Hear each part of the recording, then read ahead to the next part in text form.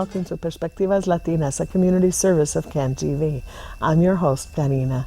Joining me today is Ana Guajardo, Laila Lopez, and Maria Chavez from Centro de Trabajadores Unidos, the Central of United Workers? Immigrant Workers Project is how we translate it. Immigrant Workers Project. Very good. Welcome, and welcome to you. Maybe we should start out a little bit with the history of the organization. Okay. Si quiere, Ana María, la historia yo le traduzco. Nuestra organización empezó hace 4 años. Our organization started about 4 years ago. Cuando la empresa se fue a bancarrota, when our company went bankrupt, no nos querían pagar nuestros salarios que se nos debía por 1K y vacaciones. The company did not want to pay our salaries that were owed, vacation time, 401k. Entonces nosotros decimos que tenemos que buscar ayuda. Nos trasladamos hasta Pilsen, fue donde se nos dio la ayuda primeramente. Se nos informó que teníamos derechos, y fue donde iniciamos nosotros. Después vimos la necesidad de que en Sur Chicago no había un centro de trabajadores, y ahí fue donde iniciamos primeramente nosotros uno. So we found ourselves traveling to Pilsen to look for support from another worker center. We did not have any help in our community, so what we started doing as a result of that, we decided that we wanted to form this new organization, Centro de Trabajadores Unidos. Okay. Empezamos dando talleres en escuelas, en las iglesias, nos dimos a conocer más y más, y hemos tenido muy buena aceptación hasta este momento. So we started doing a lot of Know Your Rights training, educating the community of rights that they have on labor and immigration, and that's how we started becoming more recognized in our community. And what are some of these rights that we are not aware that we have, that we should be aware of? Yeah. Well, every worker in the United States and also in Illinois are entitled to receive the minimum wage. Here in Illinois, the minimum wage is $8.25. If you work more than 40 hours a week, you're entitled to overtime pay. As well as you get injured on the job, you are entitled to workers' compensation. So it's important that you notify your employer if you get injured, because you have 45 days to notify them. And the company is responsible to pay for your medical bills. So these are some basic rights that workers have here in the state of Illinois. You know, I remember there was a lot of debate about getting the minimum wage up to $8.25. That was quite a brouhaha, but we got it. We got the $8.25. And so it's disturbing to hear you imply that there are workers in the state that are not actually earning that. Tell us about that. Yeah, so we were grateful that here in Illinois, last year the minimum wage increased to $8.25 in July. Unfortunately, we don't have any more minimum wage increase coming up, which is something that we're actually working with other organizations to try to get that introduced and passed out of our legislators in the House and the Senate. So what we have seen during the work that we've been doing in our community, that a lot of workers are getting paid $5, $6 the hour. In some instances, workers are getting paid $4 the hour. So what's important for workers to know that you are entitled to receive that time that you work for, but also entitled to receive the minimum wage, which is $8.25.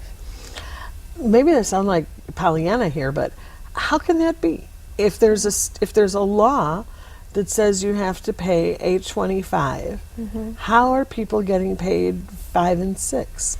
Well, part of the work that we do is we predominantly focus with the immigrant community. And what we see a lot in the immigrant community is that workers are afraid to speak up, whether it's because of their legal status or because they're afraid to get fired. There's a lot of intimidation.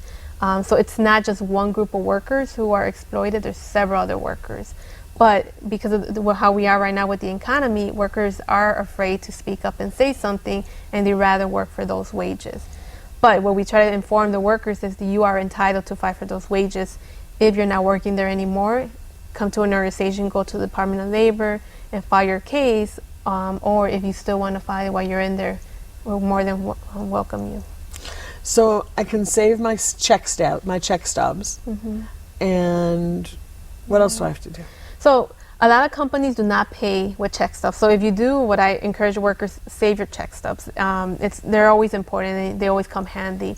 But we also know that there's a lot of employers who pay under the table and pay in cash, or sometimes they give their personal checks. So what we're asking workers is maintain a record of all the times that you've worked, the hours and the pay at the end of the week, and you keep that record. So at the end of the day, if you decide to file a case, you have proof, and it's your proof. And the employer by law is entitled to maintain company records And so when they don't, it actually falls more on the company for not doing that. Now you just made me think about something that probably needs to be talked about on a larger scale. And if this is beyond what we're here to talk about, you just let me know. But you know, there's a lot of anti-immigrant sentiment out there right now. I don't need to tell you that. And a lot, I hear these things and I don't understand about how people aren't paying their taxes and how people are, you know, getting benefits that they don't deserve, and I think, how could they, you know, how does that work? Now as I'm listening to you and I'm thinking, well, if you have employers who are paying people under the table in cash and they're saying, well, look, I'm paying you cash, so I'm only going to pay you $6 an hour, because if I was paying you with a check, I would pay you $8, but then it would go to taxes, so you're really better off like this. It's really the employer who's better off like this. Yeah, it is. And so what we see a lot is that, yes, these companies pay workers in cash, but that doesn't mean that workers are not filing at the end of the year. And there's actually been studies showing that workers do file, regardless of their legal status, file for their taxes at the end of the year. However, the ones that don't is the company. So the state is the state is going without compensating from the business that the employers are receiving. And so we see that a lot, but even despite that, we want workers to know that they do have rights and that they should organize and fight, regardless of what their situation is. And the people who are complaining about the immigrants should really be complaining about the American companies that are exploiting them. Yeah, it happens everywhere. Pero también hay empleadores que, como saben que son inmigrantes, les dicen que es mejor para ellos pagarles en cash. So a lot of employers, they know the situation of the worker, and so because of that, they use that to tell the worker that they have to pay them in cash. Y lamentablemente hay trabajadores que trabajan 60 horas por $5 la hora. Son 300 a la semana. And unfortunately, there are situations where workers get paid $5 the hour for 60 hours a week, which equals $300 a week. Y así evitan pagarles el tiempo extra, pagándoles en cash. And with that, the employers don't pay time extra, overtime. Well, they're not paying overtime. They're not paying employment tax. They're not. They're not contributing to all the categories that most of us see on our check stubs, where the employer has to contribute. They're saving all that money, and then the bad press comes out against that employee who's being exploited now twice. But I'm learning. Keep talking. It's a work in progress, and one of the things that we did last year to try to educate the community, but as well as the employers, about the rights that workers have, is we understand that they're government agencies, the Department of Labor, who are there to work with support workers with their cases and filings. But we understood that the Department of Labor did not have the resources to be able to collect the money at the end of the day. So what we try to do, and what we did last year, is we passed state legislation that combats wage theft. So employers who refuse to pay workers what they're owed, and the Department of Labor makes a decision against the employer saying that they are owed these wages, if they don't pay by a certain time, there's going to be penalties. So all this is going to be accumulating and supporting the Department of Labor so they can better enforce these cases. So it's a tool that the Department of Labor has received, and thanks to the support of workers and our legislators in Illinois that saw the importance of that and understand that while there's good employers, there are also bad employers. So we want the bad employers to know that we are working and organizing in our communities and will not tolerate these abuses. That's great. It's a work in progress. It's a work in progress, and it's so necessary because, you know, I think there's this myth that the companies are going to be self-monitoring. And that's just, from what you're telling me, it sounds like that's not happening. Yeah. There's a lot of things that are happening, and I'll reinforce again, you know, there's good employers, but there's bad employers. And one of the things that we're doing in our community to try to change that is we introduce what we call the Code of Conduct. And so far we've had 2 employers who signed this Code of Conduct, which is a mutual agreement between the community and the employer that they're going to respect the rights of their workers. And so we're asking them to follow all state and federal laws, at the same time to go above and beyond that and provide workers in the future sick days, no retaliation if a worker wants to file a complaint, that there's no adverse actions taken against them, as well as to be able to meet with us as a community organization to try to resolve the issues with the employer and the worker. So that's something that was just introduced, and now we're looking for support from our community organizations, the businesses, to sign on to this code of conduct so we can be able to let the community know, here's a good employer.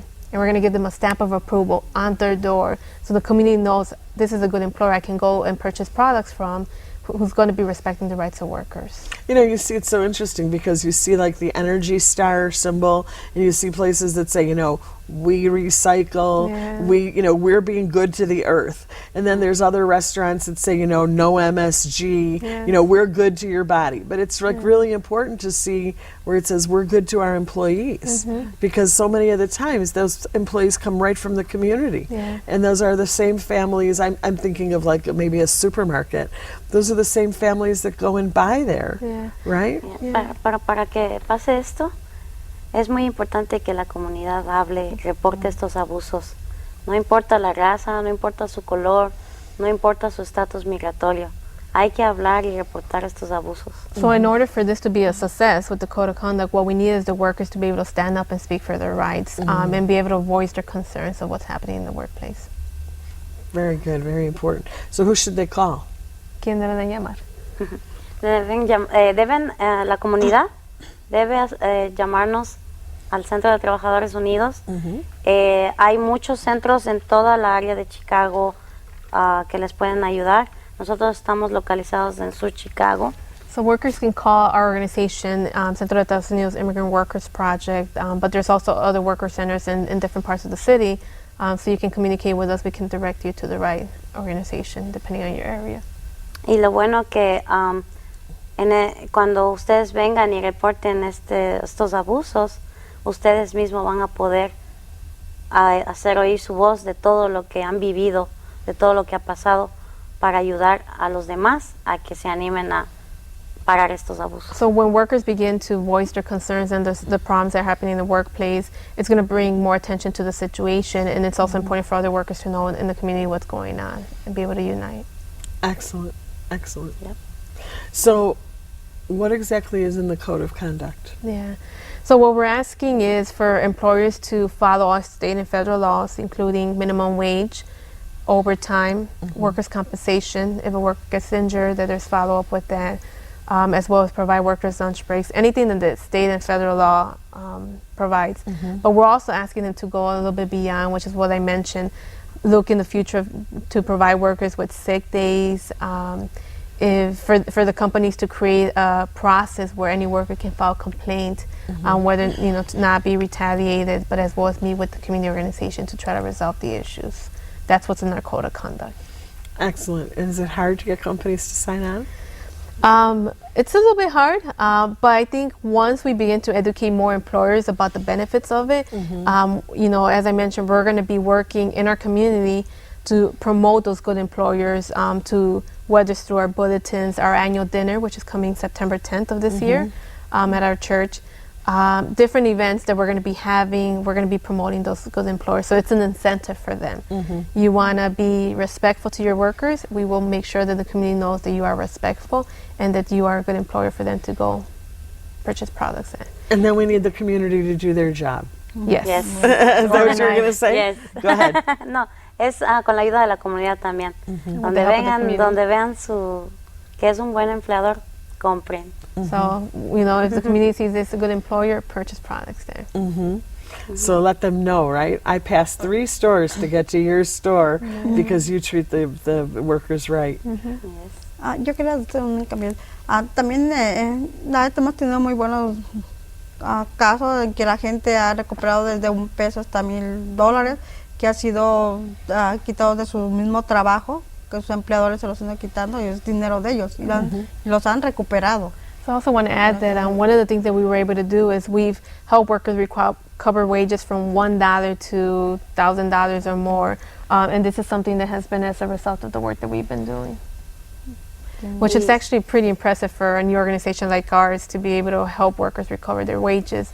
But as Maria was mentioning, we can't do it without the support of the workers, so we really depend on the workers to step up and take more initiative on their case. Y ahora estamos a unos tenemos unos casos que estamos haciendo campañas. ¿Qué es esto?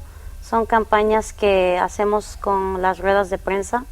So we are currently working on a few campaigns where we're trying to also expose the conditions in the workplace, and some of the things that we do is have press conferences. Las iglesias We go to the churches. y no también hacemos volantes para que la comunidad apoye. So we leave that so the community can support the work. Y lo más importante, que puedes hacer oír tu voz. And more importantly, is the worker's voice can be heard. ¿Y cómo hago que mi voz se escuche? ¿A dónde voy? How do I make my voice be heard? Oh, sorry. Al Centro de I asked Trabajadores in Unidos. Spanish. How do I make my voice heard? En el Centro de Trabajadores Unidos podemos apoyarlos, educarlos y informarlos. With the organization Centro de Estados Unidos, you can come, we will support you and help your voice be heard. Okay. Quiero decir otra cosa. Como te ves, somos madres de familia, tenemos muchas cosas que hacer, pero donamos nuestro tiempo para estar ahí y escuchar a las demás personas. Entonces, no porque soy una mamá o soy esto, no tengo tiempo para esto ni para otro. Si hay tiempo, si la gente quiere 10 minutos que se nos dé de tiempo para nosotros, para la organización, muy bienvenidas. So we are mothers, we have children, so we also want to let women know that, get involved, do your part, even if it's 10 minutes of your time, but it's important that there's more involvement from you. Y el centro está conformado de personas que hemos acudido al centro para recibir el apoyo de ellos. So the organization is actually, a lot of them, our members are workers who have been exploited in the past and who have been more involved. Y aquí estamos aquí para hablar y para decir lo que nos ha pasado, para que no les pase a nadie más. So we are here to make our voice be heard and that this does not continue to happen to other workers.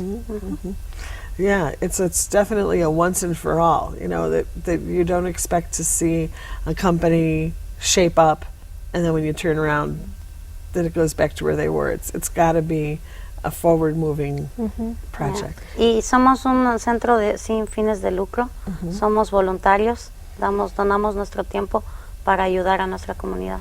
So our organization is a non-for-profit organization and we donate our time. The work that we do is on a volunteer basis. Which is really important. It's a very grassroots organization and helping real people with real immediate now situations. Yeah. And one thing I do want to mention, a lot of the work that has been able to happen in our communities has been through the coalition building within worker centers and community organizations. We receive a lot of support from our churches in our community as well as organizations, as well as like legal clinics, Working Hands Legal Clinic, and the Just Pay for All Coalition, which was a big part of the legislation that we passed, where we had 2 other worker centers, the Chicago Workers Collaborative, Latino Union, and our worker center got involved and did this. So we understand that it's important to be able to unite as well as organizations to be able to produce more effective work in our communities.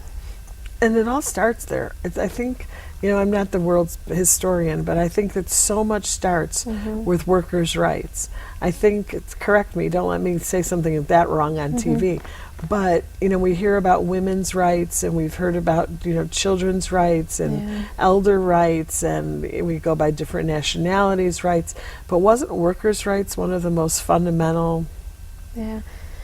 Everyone works, and so it's important that every worker can be able to fight for their rights. And we know that there's fear of intimidation, fear to get fired. But if you don't begin to speak up, and that our employers know that we're going to hold them accountable, then this is going to continue to happen. Yeah. And in so many ways, it's a form of exploitation. A form of to the point where. That these employers, really take advantage of workers, house them in areas like they just control the workers. So we have to fight. We have to organize more than anything and let these employers know that we're watching them as well. And let the people know, informing the people. And like you pointed out, there's safety in numbers, that you want to have a lot of people together, that they can't just say, okay, fine, we're going to just fire all of you, that it would actually hurt production. There has to be enough people. So I would imagine that you have to have a certain amount of subterfuge that tenemos que salir de la oscuridad, tenemos que luchar, tenemos que hacernos oír estos abusos porque no es uno, son miles. We have to get out of the shadows. We have to stop being afraid. We have to be more upfront because it's not just one, it's thousands of workers. Yeah. And it's so fundamental, as you said, everybody works. Everybody needs some kind of income. Yeah. And no matter what your legal status is, no matter what your situation is, if you work, you're entitled to that pay for the time that you work. Y a veces la comunidad piensa que por trabajar en un restaurante o ser meseros o piensan que esas leyes son solo para las fábricas, no. So sometimes workers think that because you're a restaurant worker or you work in a specific industry that you're not entitled to these rights, but no, everyone's entitled. Yeah. Todo trabajador tiene salario mínimo 8.25, tiene que tener un lonche, un descanso. So every worker is entitled to minimum wage, which is $8.25, lunch breaks, Horas extras. overtime pay. Tenemos derechos. We have Tenemos que rights. informarnos por los derechos laborales. We have to be informed of our rights Absolutely. And demand them. and demand them, y demandarlos. Yeah. Great. Well, I've loved having you here. It's been such an important subject. I want to thank you. Muchísimas gracias. Y gracias, and thank you so No, much for thanks being for here. having us. What an important subject, and I hope that a lot of people will call you and will take advantage and get organized and find that safety in the numbers, because work is so fundamental. It's so basic. We just would like to invite people. September 10th, we're going to have our annual dinner at Our Lady Guadalupe Church for anyone who wants to support the organization. We really depend on donations, so anything will be grateful. Great. And when you talk about donations, not just things, I imagine time. Yes, volunteers. Yeah, any help will be great. Somebody can grab the phone and make some calls. And Yes, definitely. absolutely. All right. Well, you said it. Thanks again for Thanks being for here. having us. Thank you. Quiero darle las gracias al Padre Carlos por habernos abierto las puertas ahí. Nos dio un lugar muy bueno. Y es donde está nuestra oficina. And I just want to thank Father Carr, our pastor La from Our Lady Iglesia de Guadalupe Guadalupe. Church, who's opened the doors in the beginning and has provided us the office to do the work. Well, thank you, Padre. Gracias, Padrecito. Thank you. I'd like to thank my guests, Ana, Laila, and Maria, for joining us. Perspectivas Latinas is a community service of CAN TV. If your nonprofit organization would like to use CAN TV services, please call us at 312-738-1400 and ask for nonprofit services. Tune into Perspectivas Latinas for local issues and concerns every Thursday at 8:30 p.m. here on CAN TV 21. I'm Karina. Thank you for joining us.